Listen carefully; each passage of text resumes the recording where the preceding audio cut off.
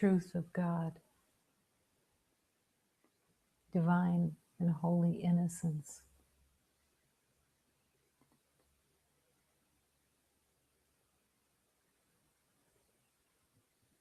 The journey of remembering is the journey to truth. A truth that has no relationship in the belief of separation and illusion.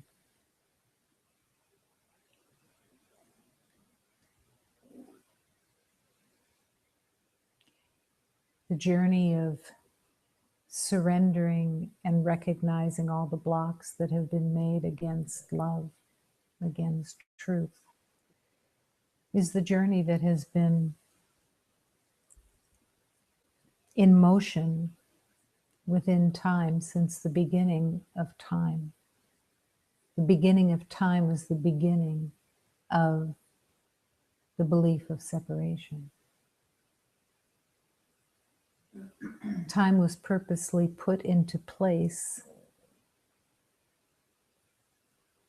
for many delusional reasons. It was a choice that the separated mind made to use a tool, to use a weapon that affirmed the illusion of progress, the illusion of aging, the illusion of something in the future that was needing to be controlled. All of the illusion of time is to invoke fear and to keep fear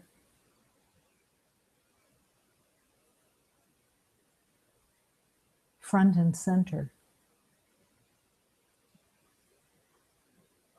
because time is so believed in.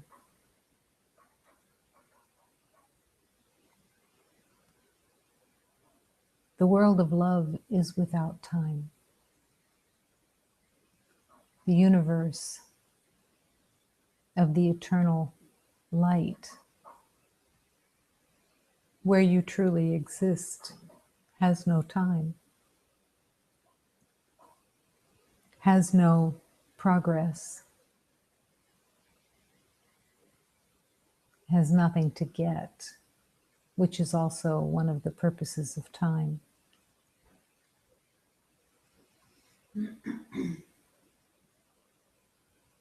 Time is used to promote fear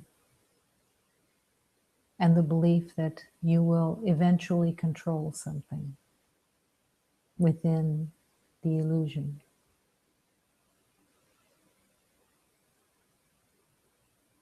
The fear of death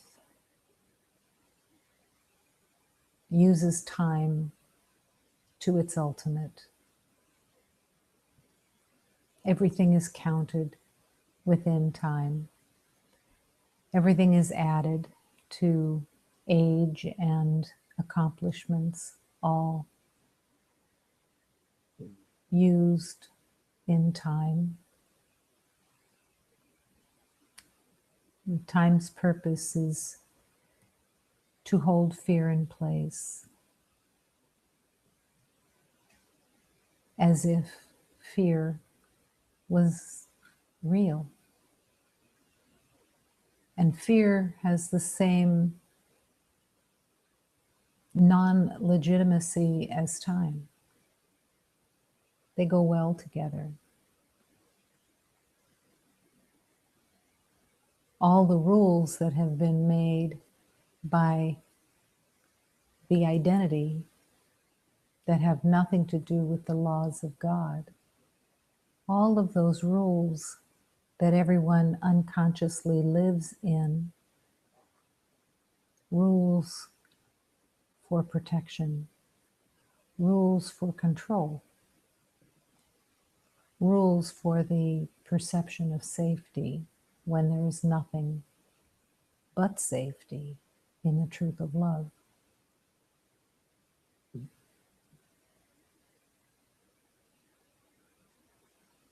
The preservation of the body identity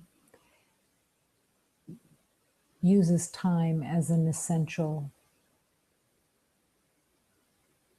protection.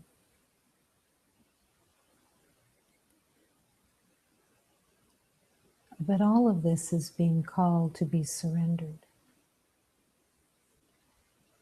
to come home to the awareness of the innocence within, the perfection, the wholeness, the light, and the oneness.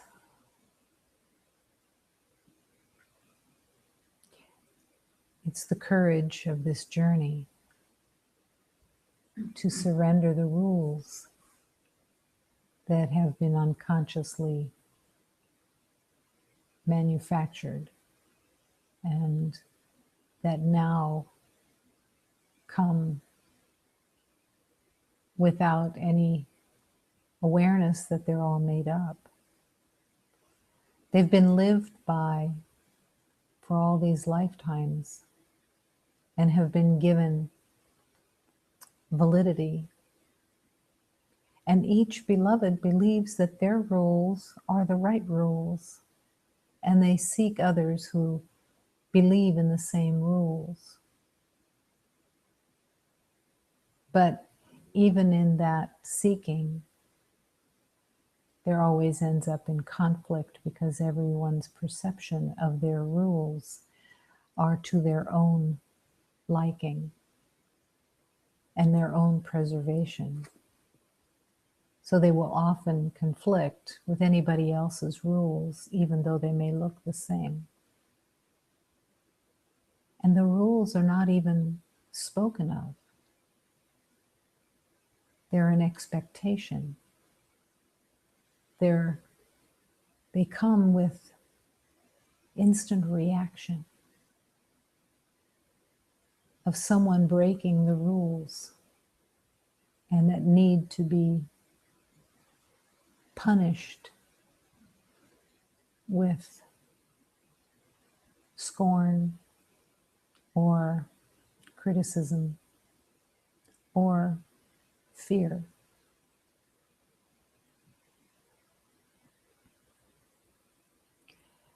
Time is an essential element of those rules. The belief that others must follow the rules of time according to the dictates that have been made by the ego of right and wrong and good and bad. All of this, all of these unaware burdens are being called to be surrendered. To be free is to live in the laws of God, which are just the laws of love, where there is no reciprocity, where there is no condemnation for not following self-made rules, where there is no good and no bad, no right and no wrong, no more, no less, just the truth of love, the truth of harmony and peace, complete freedom, and complete innocence and oneness.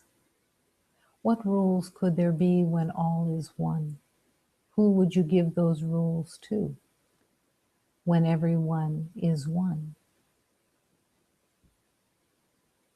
And when there is only this present moment, which is the truth within the laws of God, that only this present moment exists, what rules could you put on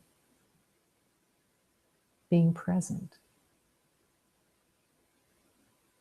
This is the way to freedom, the way to love, the journey of remembering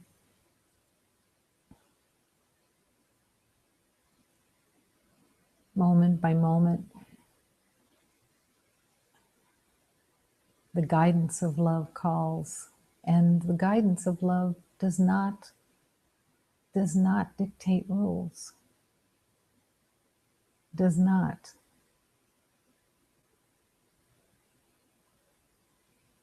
Have good and bad and right and wrong in its repertoire of guidance. And the guidance will not join with you in your condemnations, your secret condemnations of others, when you believe they don't follow the rules. Guidance can't enter into the condemnation, the judgment, and the opinions. But guidance, the beloved beings of love, guidance within all the teachings, guidance that is always available for your learning. That guidance leads you into the laws of God and out of the rules that the delusional mind made in the name of protection and safety. The guidance of love has no use for opinions and judgments. Only love is real.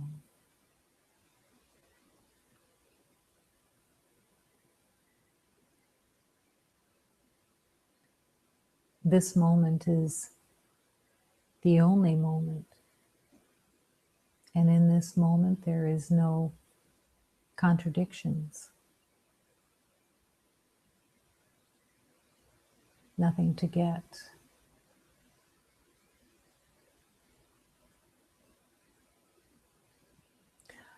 The spirit of love, that is the oneness, this divine spirit that you are, does not struggle, does not need qualifications, and does not compare. There are no comparisons made in the spirit of love. Imagine your existence without comparisons. This is where freedom rests in truth. Nothing to get, nothing to prove, nothing to win, nothing to lose. How can that be? The mind of separation, that believes in separation, cannot imagine in any way that there is nothing to lose. Because the world of separation is built on loss. It's built on scarcity, which is the belief in loss. Scarcity says, watch out.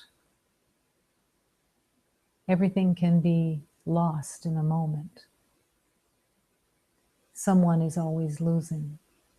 Hold on to what you have.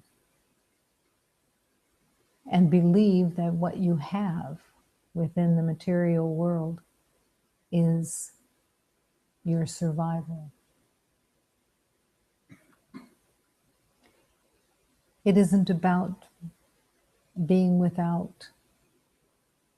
Scarcity has nothing to do with love, has nothing to do with the truth of God. There is no scarcity in God.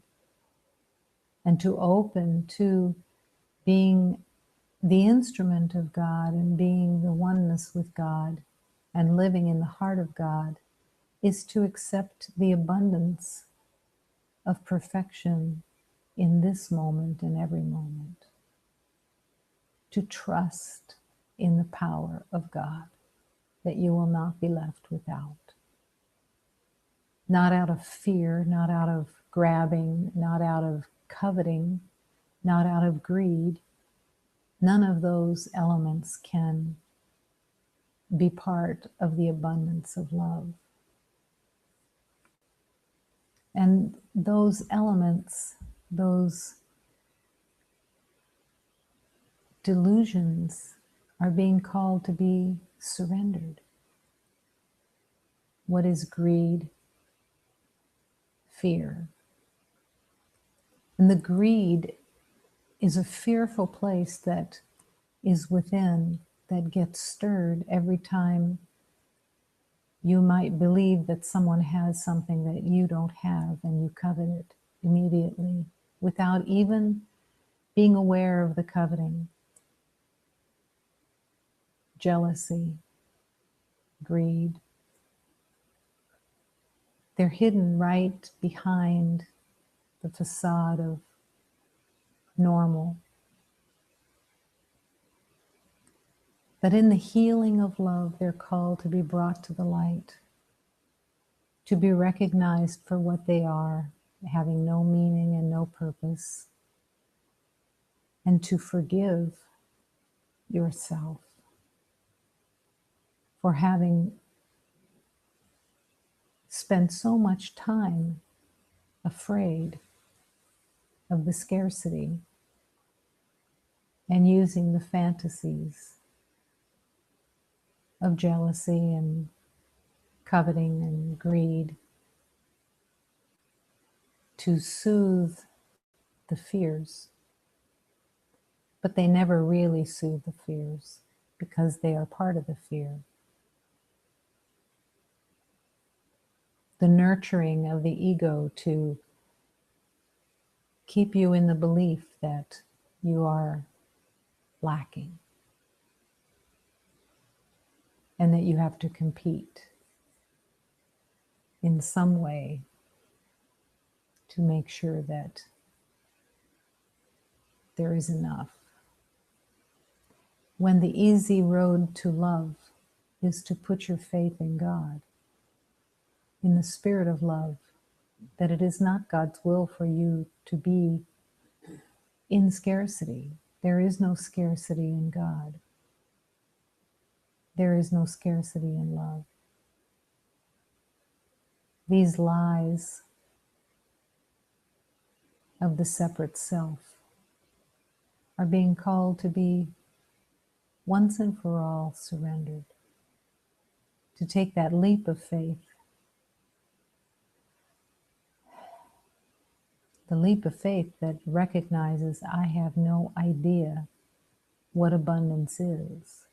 Show me the way, and I will listen, and I will learn, and I will accept, and I will surrender all the beliefs of scarcity that I've carried, and all the beliefs of scarcity that I have projected onto each beloved, all the beliefs of jealousy that comes from the belief of scarcity, surrendered.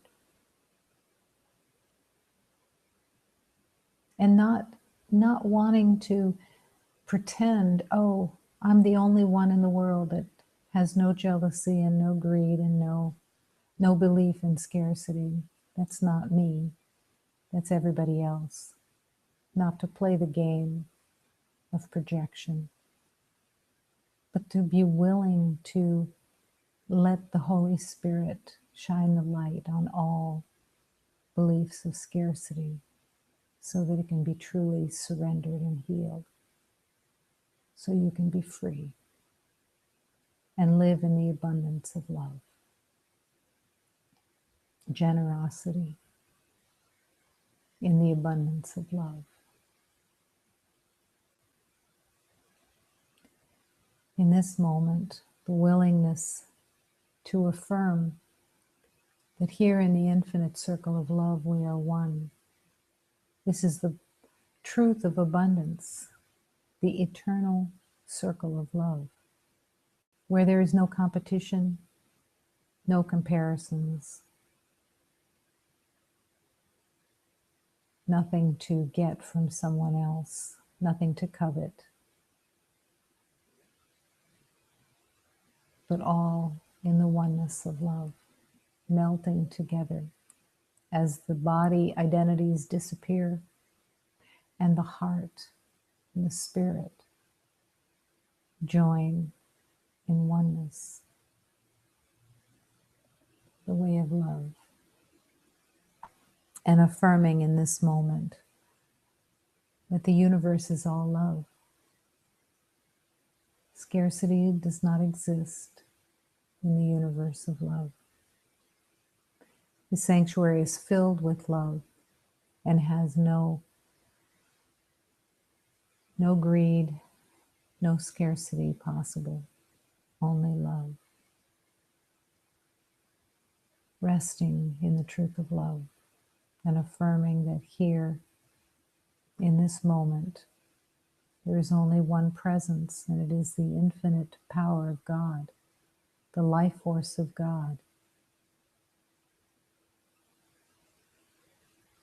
the enormity, the infinite that has no limitation,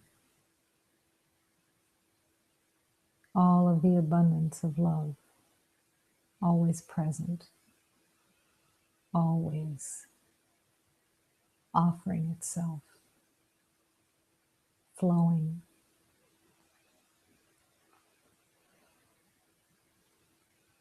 Within this life force of God, we live and move and breathe without personal identity. The identity falls away in the infinite moment of truth and love. Nothing is lost. All that disappears never was. And the truth of love glows in the light of truth. Accepting, resting,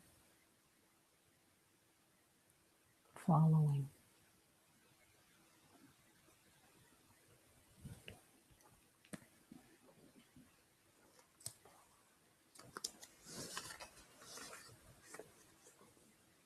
Allow this prayer to heal your heart. Allow the prayer of love to show you the way to harmony and peace as you follow the guidance of love's teachings. Pay attention. Love is calling. Remembering that these prayers bring with them, as they're voiced, they bring with them all the divine beings that brought the prayer into manifestation for humanity. So you are always in the presence, when these prayers are sung, you're always in the presence of divine beings that want to serve you, want to help you find the way back to love. Sister, brother, pay keen attention. Go very, very slowly to not mistake your path. Sister, brother, keep your feet on the ground. Be careful with your pride. Be careful with your vanity. Sister, brother, go very, very slowly. Be careful with the traps of life on your path. Sister, brother, journey with attention, sincerity in the heart, to walk well on this earth. Pay keen attention. Go very, very slowly to not mistake your path. This is a deep calling of love, because there's nothing in the ego mind that wants to slow down or be sequestered. The ego mind wants to run the show. It wants to know in every moment and tell what it knows and be in charge and have control. That's how fear manifests itself. So love is calling to actually put it all in reverse. To put it all in reverse and to pay keen attention, because in the ego state, it's just a trance of knowing. That's all that's going on, is a trance, a dream that is habit. And it follows habit easily, and it likes that habit so that it can stay in control and be in a sense of belonging to the ego identity of a separate identity. So it has no intention of going slow, which actually is not as much the slowing down of the body system as it is the slowing down of the mind, so that you can actually make a choice. How can you make a choice to choose guidance or choose to ask what is most helpful here? How can that choice be made when you're speeding along in the trance of knowing? It's not possible. And there isn't any magic that can bring it into being able to be functional that way. Keep your feet on the ground. What is that? To keep your feet on the ground is to be present, to really be as present as possible in the moment, and to really stop and pay attention to the guidance that your heart wants to follow.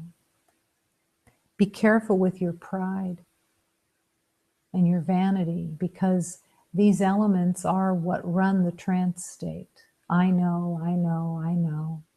That's what it's saying over and over and over again. And it doesn't want to stop and question. It wants to be in charge, because that's where the high comes from of the ego. The belief that you're running the show. But while you think you're running the show, there's fear being run with it. And then you carry the fear into the sleep state and into the next day, because the ego has been so determined to control. And the idea of control says there must be a lot to fear. Or what would there be to control? What would there be to know if it isn't something that needs to be fearful? Go very, very slowly, and be careful with the traps of life on your path, because the traps are within. They're not on the outside. They get triggered on the outside, but they're actually all within the mind. And this is where your attention can be. Hold the hand of God and let the guides lead you. Journey with attention, sincerity in the heart, which is really, again, about slowing down and being present and offering the heart rather than what you know. The knowing idea is so funny, because believing that we know puts great pressure on being right all the time, and wanting to be competent and wanting to be the one that is in the charge of knowing. But it's really, again, it engenders fear constantly, because there's always comparisons, because there's always trying to compete within the world, which is a painful, fearful place. So love is calling to slow the mind down, give it to God, and relax, resting in the willingness to be shown the way. the blissful place. And actually in that place is the opening of the garden of love. The garden of love that is always here. But it's a slow place. It doesn't have a racetrack. You come in with the sincerity of the heart and just rest and surrender the rules that the mind has made, the rules of fear that have no purpose, no reality.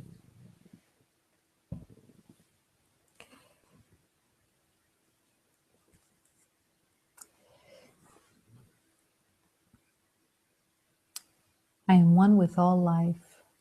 I am one on this road to love. I am the pure and eternal love. I am the way and the door itself back to God. I am here, I am there, I am everywhere where there is love, I am. I am here with all divine beings and my beloveds here on this earth plane to reunite in the name of love with all creation. I am the light. I am the torchbearer. I am the learner and the teacher. I am the Son. I am with the Father. I am the eternal Spirit of God. I am the light of love itself.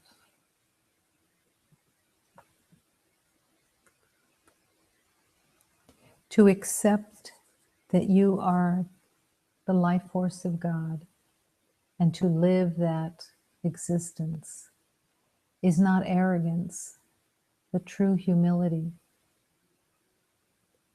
Because as you accept being the life force of God, the light of God, the teacher of God and the learner of God,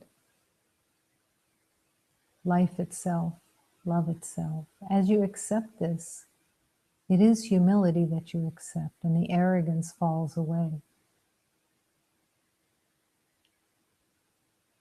Love is simply everything. Sua vida, seu caminho, eu sou pura em amor. Sou a chave da porta estreita que vos leva de volta ao Senhor. Estou aqui, eu estou lá, eu estou sempre em todo lugar. Onde estiver irmãos reunidos em meu nome, eu ali estou. Sou a luz, sou o tocheiro, eu sou o mestre ensinador. Sou Filho, sou Pai, sou Espírito Santo, e sou vosso Redentor.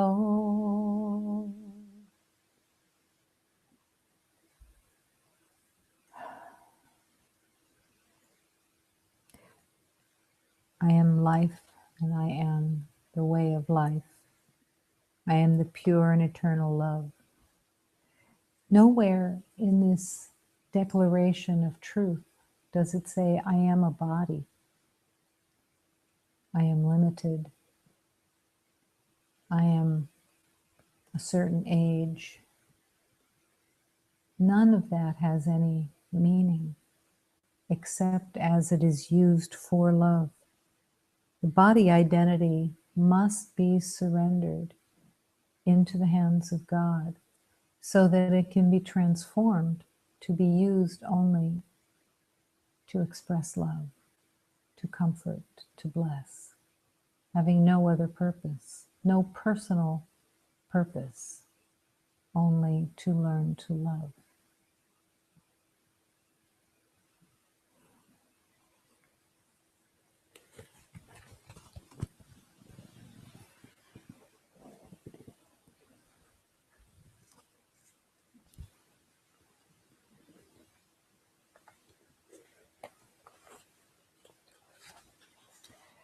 coat rack. Let this page be a coat rack.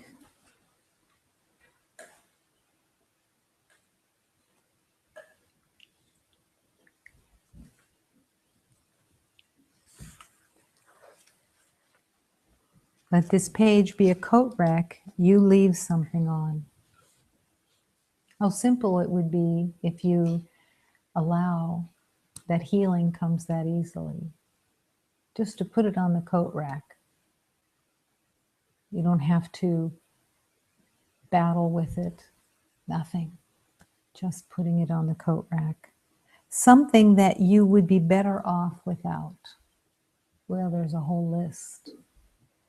Something that if you could no longer carry its weight, you will look less cunning and dangerous and less inclined to explode. And you will know more mirth if a thorn in your mind you let me keep. A pincushion, my being, why not, for you. Then the scent of your love will teach others and help draw them from their places of hiding. It's a simple life. Their shields they won't need anymore as well, so hold between our embrace. The world will be known as more miraculous, tender, joyful, and always giving. And your hands, dear angel, will then too be able to carry more of God off wherever you would like to go.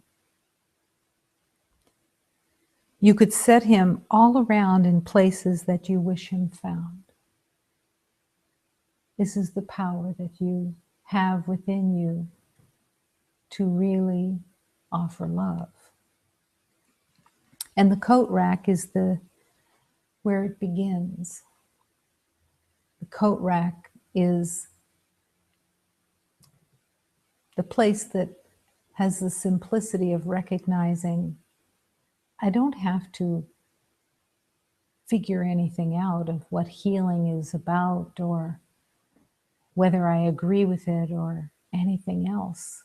The power of God can heal anything that is wanted to be healed.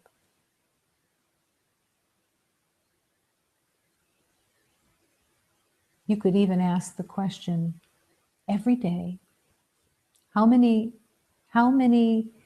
elements of beliefs did I put on the coat rack today?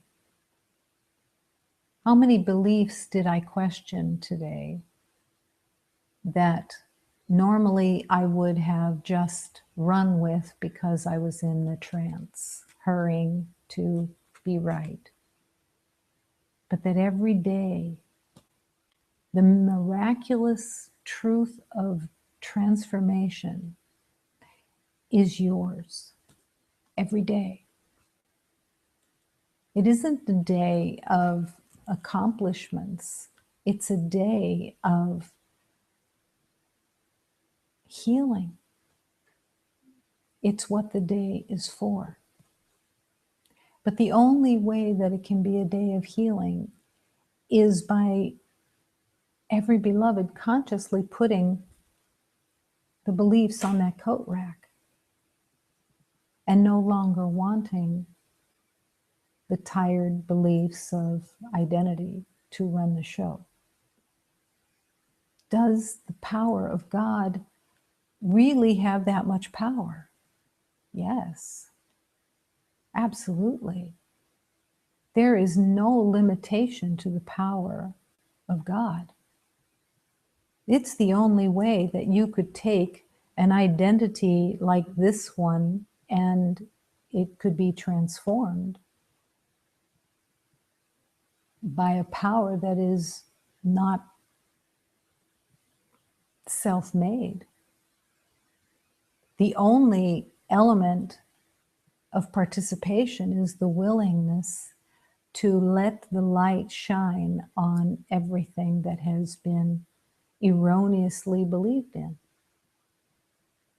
And it becomes so simple if the questions are asked. If you ask yourself all day, what is this for? What is this thought for? What am I following? What am I listening to? Habit? Is it something I already think I know, or do I question it so that I can put it on the coat rack and heal this day? Because this is the day, and this is the purpose of the day, is to bring the deeper recognition of love and harmony and peace into awareness. There's not a gun to your head. There is nothing that will force you to surrender. You can stay as deeply entrenched in the beliefs of the past and your own identity as you want to. Everybody has that choice, and there is no harm and no foul to those who say no to remembering. Doesn't change a thing of who they are. They aren't available to rest in the sweetness of God, and they're not available for peace or harmony. But it doesn't change the truth of who they are. And their remembering is guaranteed, so there's never anything to be attached to of your own rules of a timetable of how you think others' lives should be lived. It's that letting go and just being willing to put your beliefs on the coat rack quietly, but trusting that when you do put your beliefs on the coat rack, which you would have to kind of stop during the day quite often to question what beliefs are running, and then making the choice of surrender. It's a glorious day of healing. It has served its purpose because you were available to the coat rack. Leave something on the coat rack, something that you will be better off without. Everybody has a long laundry list, not because they're terrible, but because the whole identity is made out of separation and the belief of an identity that doesn't exist. So when you're leaving something that you would be better off without, that becomes the question. If you're attached to it, then you will continue to live as you have lived. But that's not what you're here for. You're here in this incarnation to remember. And something within you said, I want to remember. Something called to you, a stirring called to you that said, I don't want to live this same relationship with pain and fear and self-hatred. Most of the time, the self-hatred isn't recognized, and even the fear isn't recognized because it's camouflaged by knowing. I know. This is how I like things. These are my rules. And the use of rules that are made up that have nothing to do with the laws of God, those rules are the dictator of your mind. You expect others to live by those rules, and you expect yourself to live by those rules. And you believe that they have validity, but they're self-made. They have no reality. And they have no resemblance to the laws of God.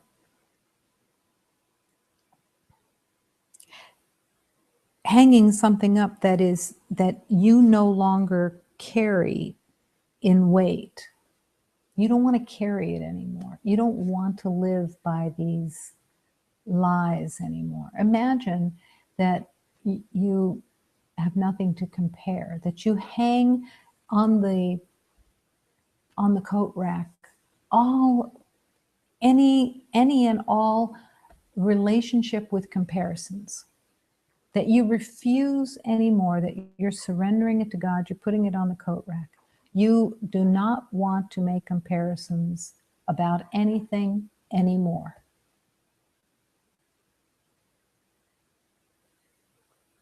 You would be so blissfully more free. Because with every comparison, and this the ego does not show you, of course, it's not going to show you anything that's about pain and suffering. It just wants you to slide into it. Comparisons hold almost everything of the world that's been made of battle. Because as soon as you compare, you're in battle. You have to believe that there is differences. You cannot be seeing the truth of love of anything or anyone, including yourself, because you're in a comparison. You have a rule, let's say, that you believe in strongly that says, I have to have these things in place in order to be okay. And then you compare what you have and how you live with everyone else to see if you measure up or if they have more. And sometimes if they have less, then you can be in guilt and shame because they have less and you have more. There's a never-ending supply of pain and suffering in comparisons. So what would keep you from surrendering your belief in comparisons as helpful? Because it has no helpfulness in it. It has no truth in it. It has no love. It's all to separate. As soon as you have the idea of a comparison in your mind, you separated yourself. What could you be comparing with? You have to be comparing with something that you think is separate from you. And it's not love. So why would you not want to question your relationship with comparisons and then put it on the coat rack? Or greed or jealousy or lust or grievances or anything that the ego is making up all the time.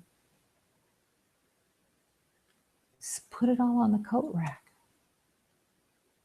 It can be let go just like that. Truly. Will the ego cooperate? No, the ego will not cooperate. The ego will have a temper tantrum and it will invoke fear because you will be without if you're not having comparisons and greed and rules. And so, yeah, sometimes you go through some fear of letting go. But those are the lies of the ego that play a game. You will look less cunning and dangerous, less inclined to explode when you put your beliefs on that coat rack. Less cunning. What is that, to be less cunning? That's the mind. You can't define it quite, but to be cunning is to be planning and thinking about how things should be and doing them in such a way that they're not that obvious. but all with the narcissistic belief of getting what you need, you perceive that you need, and there's no love there. The narcissism of the identity in the belief of time and the belief of separation is always looking at everything in the world as what's in it for me. It's always about me. Somebody else says something like something that they have in their life that's painful. Right away, there's a scrambling of how to either protect the self or compare or distance, but it's always fear.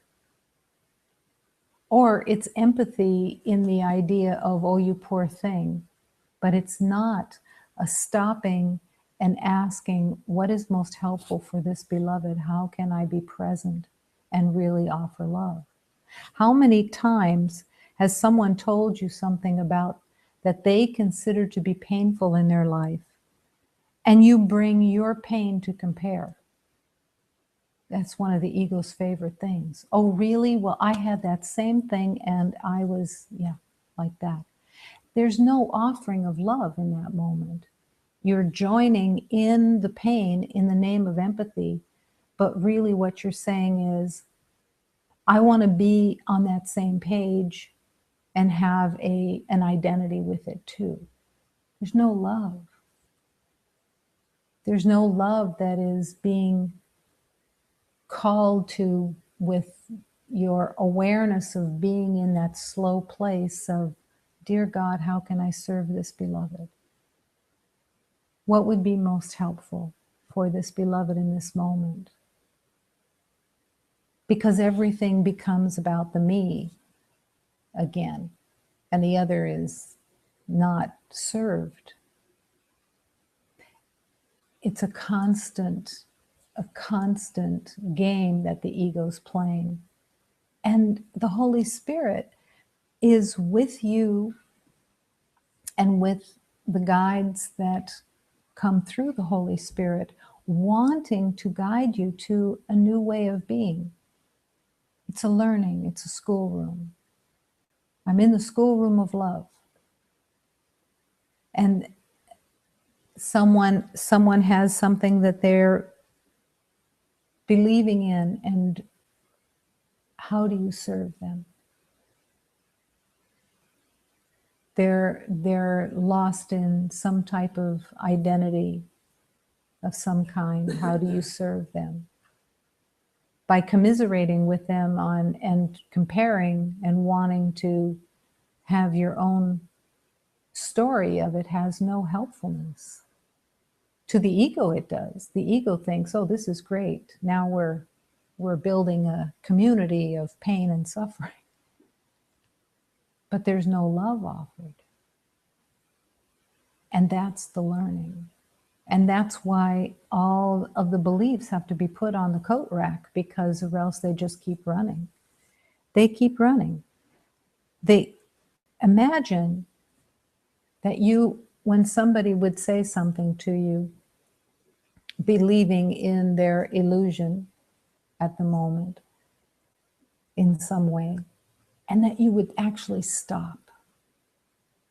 That you would be brought to a place of actually stopping, purposefully stopping, and really listening and asking,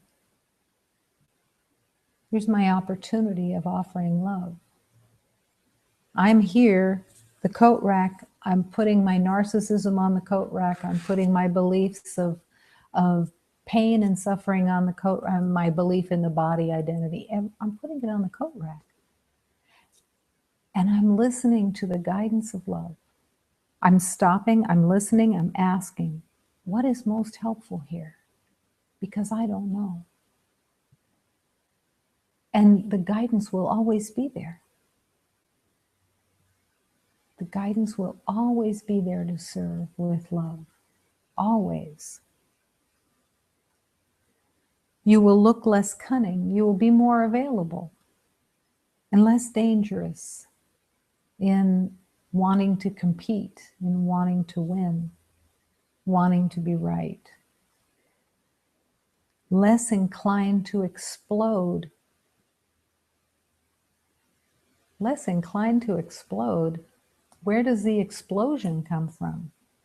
It comes from the belief of being unfairly treated and wanting to be in the center of the purpose of everything.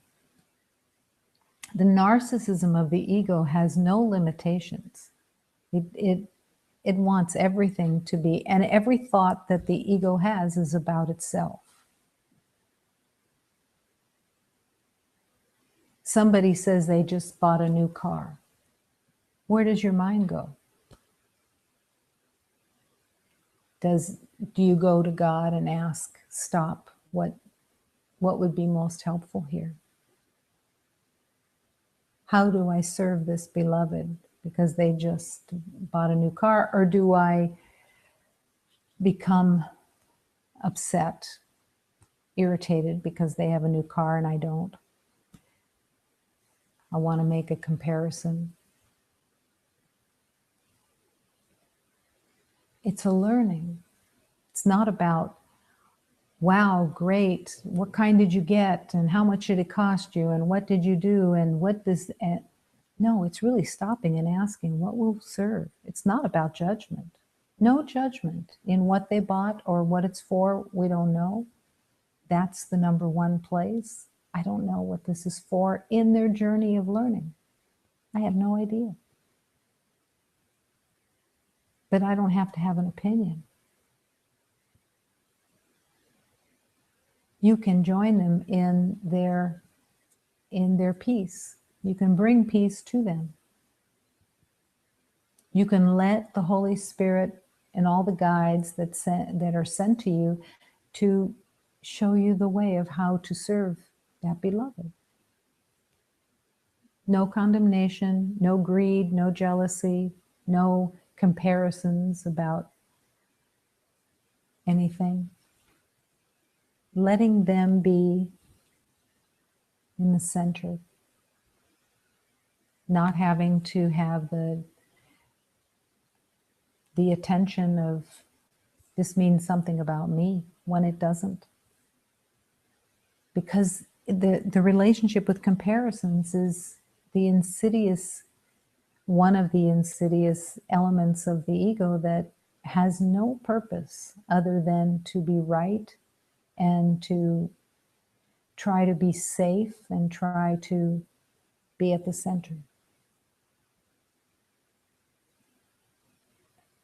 To trust in the abundance of God is to let all comparisons go. But it's a conscious place. It has to actually consciously be chosen. It doesn't happen by magic. You have to actually stop and listen and ask and refuse to compare.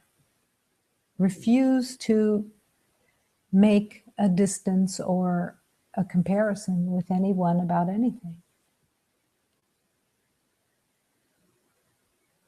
All day long, that's the opportunity about everything. You will know more mirth if a thorn in your mind you let me keep. Allowing the guidance of love to put a thorn in your mind so that it's kind of like having a little pebble in your shoe. It's a thorn in your mind to remind you that this mind needs to be given back to God. That the mind that you believe in and that you follow is the journey of giving this mind back to God. That you have split the mind and you've used half of your mind to deny God and to affirm the belief of separation. And that mind is being called to be given back to God. And the thorn that Hafiz wants to put into the mind is to help you remember, like a pebble in your shoe.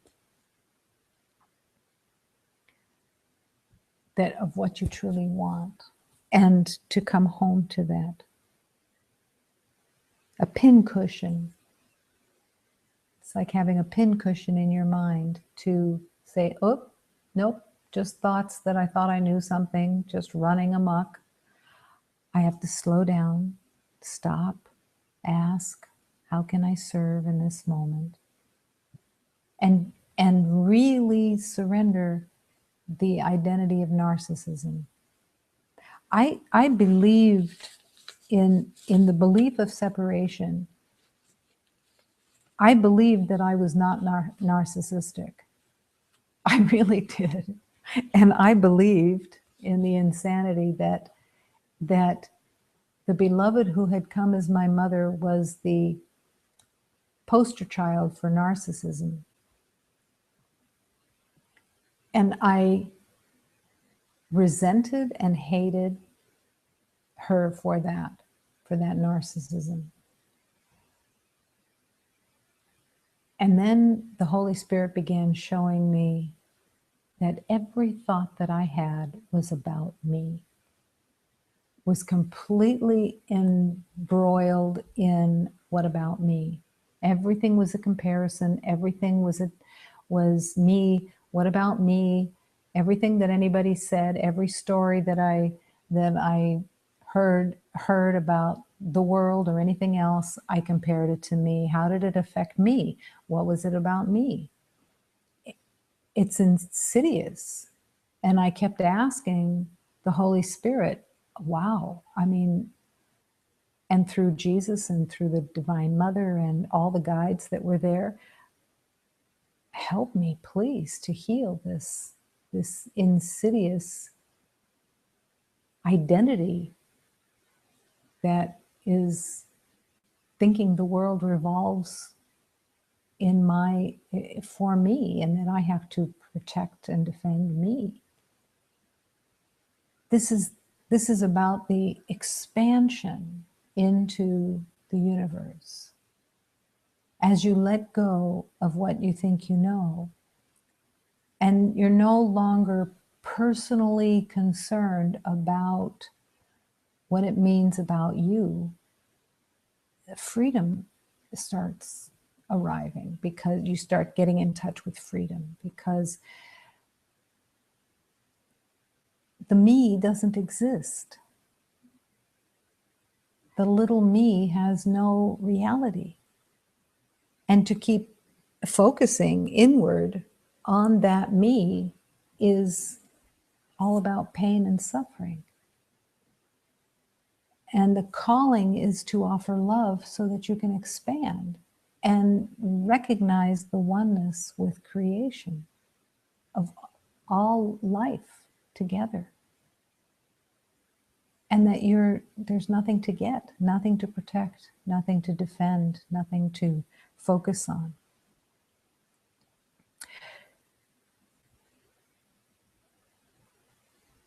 To recognize that you're not alone in anything, and that there is nothing to have to try to protect or defend. The narcissism of the ego is totally focused and centered in scarcity. It's about self-preservation. In the world, it looks like narcissism is about arrogance, but it really isn't.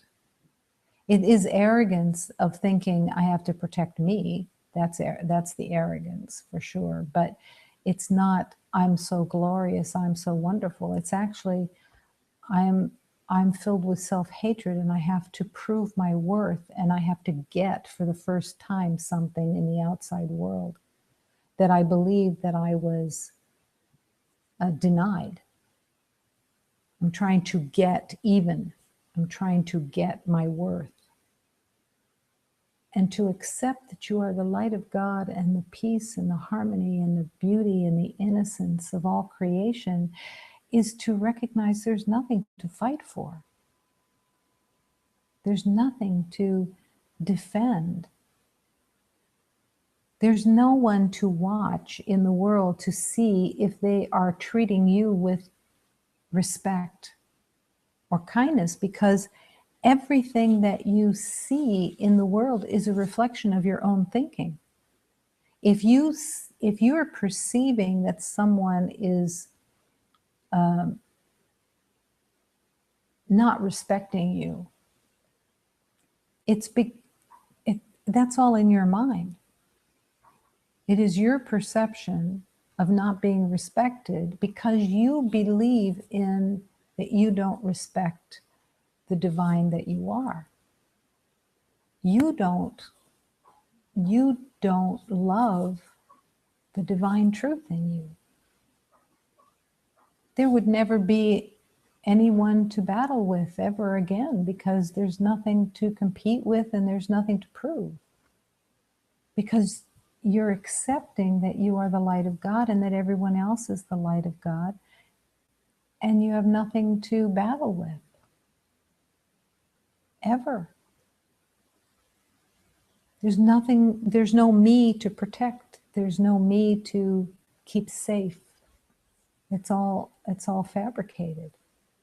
It's that opening. What you see reflects your thinking, and your thinking but reflects your choice of what you want to see. That's a tough place. It's a tough place to accept that what you see reflects your thinking in every moment. And what you're thinking reflects the choice of what you want to see. There's your whole day. The whole day is to recognize what your mind is running and what you believe you're seeing. And making a new choice of the coat rack, which you will bless and forgive in every moment, every thought that you have that is not of peace and harmony. Every thought that you have of reaction to someone else's expressions or behaviors or anything else mean absolutely nothing. They're all what you want to see, what you believe in, and making comparisons. And it has no reality, no truth. This is why the journey is a schoolroom of learning how to be in this world in peace and harmony, so that you can truly merge into the oneness, return to your natural state. That schoolroom is the gift of awareness, where you actually can question what you believe you're seeing, what you're believing in moment to moment, what your mind is telling you is right or wrong or good or bad,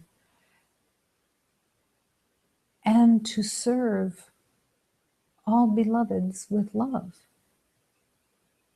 which means that whatever they say or do, that you're there only to offer love, to have no opinions about anything other than to ask what would be most helpful here. How can I respond? They tell you that they're mad at their neighbor, and everything in you wants to join in and say, oh, I had a neighbor that just drove me crazy. And in that moment, you make that real for them. You make it valid that they're upset and their pain and suffering is valid through your own validity of it. That's not offering love. That's not offering anything other than the self-indulgence of the ego that wants to be in the same boat. But it has no love, has no offering. And it's so tempting and it's so habitual to make those comparisons. And with anybody. to ask, oh, please, Holy Spirit, divine light, show me the way. What would be most helpful here? I want to serve. I want to offer love. I want to open to the truth of empathy.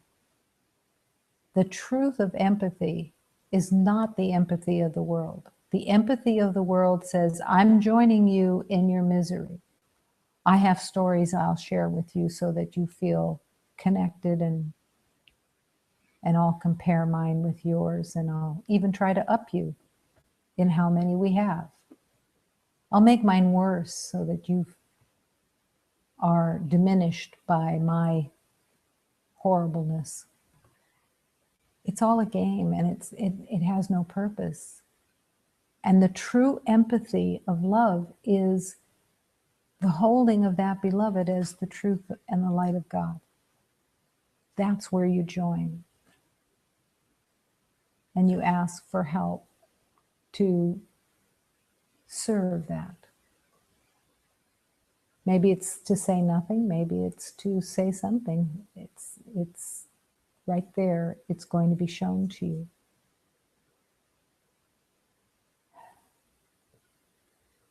All love is just to serve everyone as the truth of who you are. And to recognize that what you see reflects your thinking. Not only what you see, but your reaction of what you see. Because many times you're not really even in the seeing anymore. You're actually in the reaction, in the emotional body, and you're already going there. And that's still, if it's not peaceful, then your perception of whatever it is coming from your mind.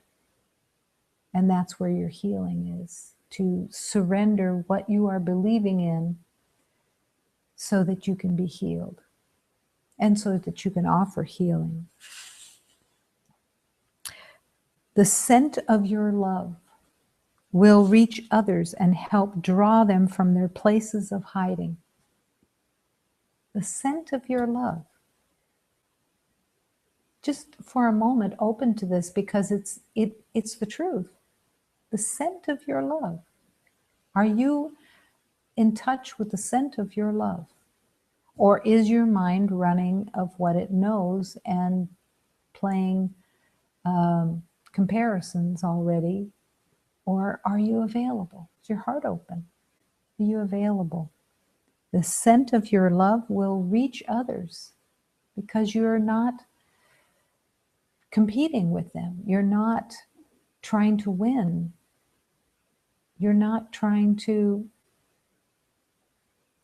be the top dog or anything, or be in charge or anything, but just the scent of your love, which means your heart is open and you're available. And you have no opinions about what anybody else needs to do, or how they need to do it, or where they are in their journey, or whether you think it's good or bad or anything.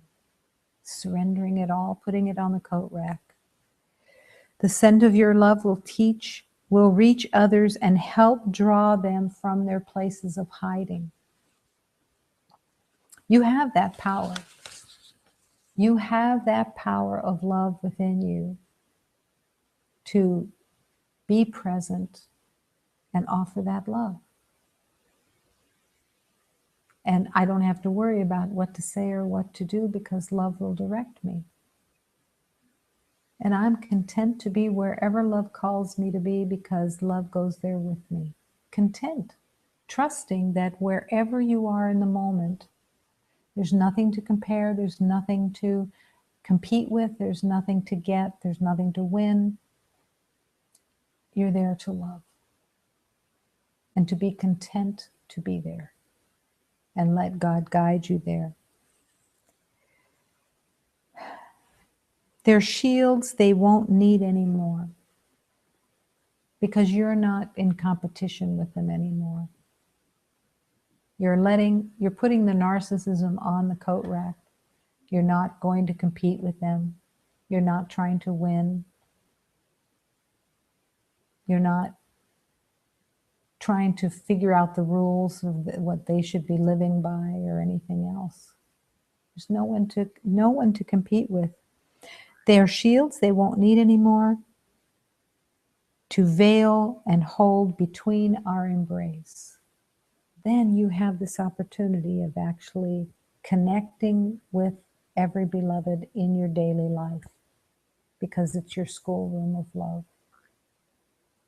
And in your schoolroom of love, you're learning to love. You're learning to be at peace because there's no one to compete with. There's no one to battle with. There's no one of authority that is in charge of anything.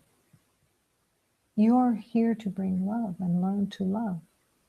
When you believe that someone else is the authority, or vice versa, you believe you're the authority, it doesn't matter, each one is the same kind of thing, it's pain. But when you believe that someone else is the authority and that they know the rules and that they know something about you, it means nothing. It's all made up. It's what you see is coming from your own thoughts. And that's where the healing is the refusal to accept. It's not to diminish that beloved, but it's also not to put them in a place of power so that you have to defend yourself in some way against them, as if they are the authorities, rather than bringing love and peace to them and comfort. No one is the authority. God is your authority. And God's love has no condemnation. You are just the light of God. Nothing else is true. And there's nothing to compete with. Trying to justify your thoughts is a full-time job. To try to scramble and figure out your thoughts so that they protect, defend, and bring you some kind of specialness out of having to make something special out of something. There's nothing to make special. Don't try to justify your thoughts, but to really accept everyone is divine in the union of love. And you don't know what anybody else's journey needs to look like. And you're in the hands of God completely. Nothing to lose. Letting it all unravel step by step. When I remember who and what I am, I will bless everyone. That's all. Nothing, no comparisons, no competition. Just teach me the way of love. Bring the coat rack, Divine Spirit, and I'll hang stuff on it all day long. And I'm not taking it back. I don't want it anymore. I don't want the lies that I made in the past. I don't know anything. Only love.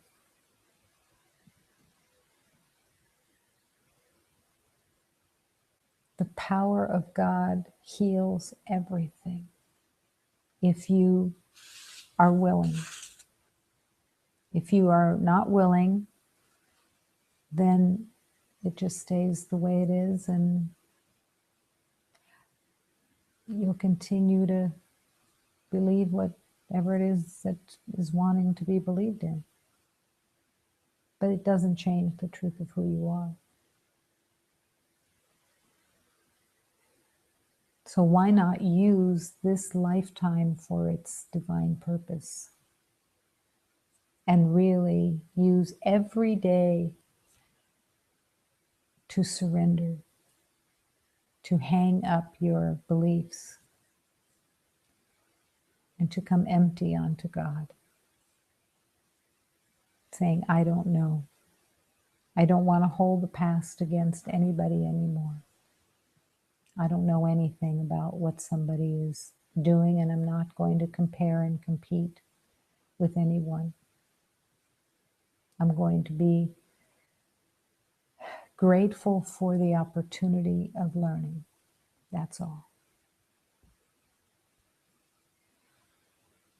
Only love. Only the power of God can heal and must be invited. Show me the way.